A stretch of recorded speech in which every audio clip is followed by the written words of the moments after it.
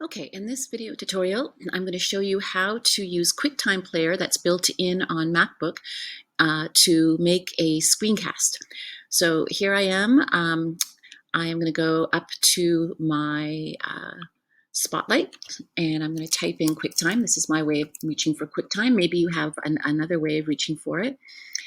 And it is up here at the top now. It's open.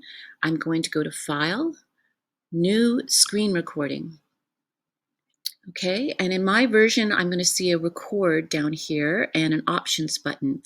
If you can find a way to drop down the little arrow that might be next to something different that you see, and just make sure that it's pointing at your built-in microphone so the audio can be turned on.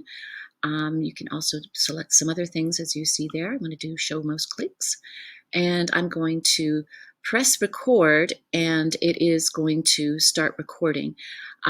That's how easy pretty much it is. Once I do that, there should be a button that will be up here for you to use to stop the record button.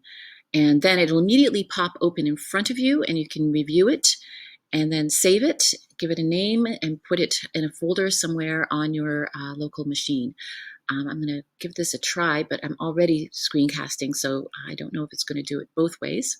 Okay, so you can see up here is the button I mentioned, and right now it's also taking a screencast, and then I'm going to press that, and then it's going to pop up in front of me just as I said it would, and I can see a button and it took a screencast of what was there. So good luck with that, and please reach out to us if you need help with any of it. Okay.